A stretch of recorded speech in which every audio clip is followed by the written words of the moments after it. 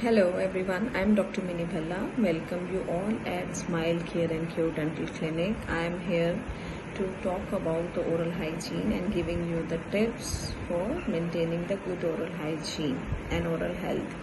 The first very important thing is brushing. Let's talk about brushing. That is very important. Morning and the evening brush. That is very important for us. Morning brush as we do, and you will spend 2 or 3 minutes for the brushing. And the second is a night brush, that is before sleeping brush. That is also very important because the food stuck in your mouth the whole day, you eat the food which is stuck in your mouth, gums and teeth, that all be flushed out. And second thing is rinsing. आपको कुछ भी खाना है, आपने कुछ भी खाया है, लंच किया है, डिनर किया है या कोई मिनी मील लिया है, आपको रिंस ज़रूर करना है, क्योंकि हम कुछ भी खाते हैं तो खाना कहीं ना कहीं हमारे दांतों पे चिपकता है, गम्स पे चिपकता है, तो हमें उसे भी क्लीन रखना है.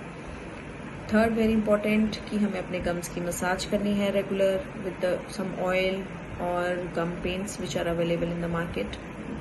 एंड फोर्थ, आपको अपनी टंग का भी बहुत ध्यान रखना है, मतलब उसकी क्लीनिंग भी मेंटेन रखनी है. आप टंग क्लीनर से अपनी टंग भी रेगुलर क्लीन करेंगे.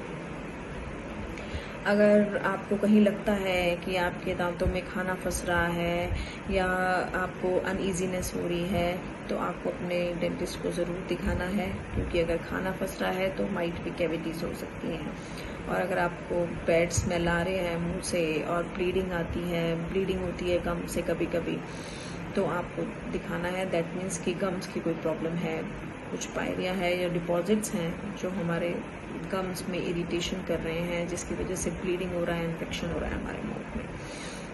और अगर आपके मुंह में कुछ कैप लगे हैं, क्राउन्स लगे हैं या फिलिंग्स लगे और any prosthesis in your mouth, तो आपको उसका एक्स्ट्रा ध्यान रखना है. आपको रिंसिंग और ब्रशिंग प्रॉपरली अपने टाइमली मेंटेन रखना है.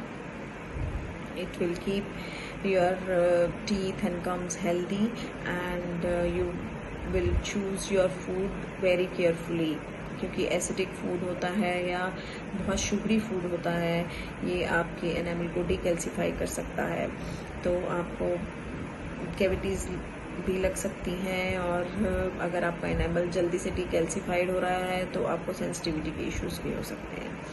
तो आपको अपना जो फूड खाना है वो हेल्दी फूड खाना है, फ्रेशली कुक्ड फूड खाना है. शुगरी फूड अगर आपको खाना पड़ ही रहा है तो वही, that is rinsing is very important. आपने कुछ खाया है, कुछ मीठा खाया है या कुछ भी खाया है, तो रिंसिंग तो बहुत ही इंपॉर्टेंट प्ले करता है हम for maintaining the oral hygiene. Thank you so much.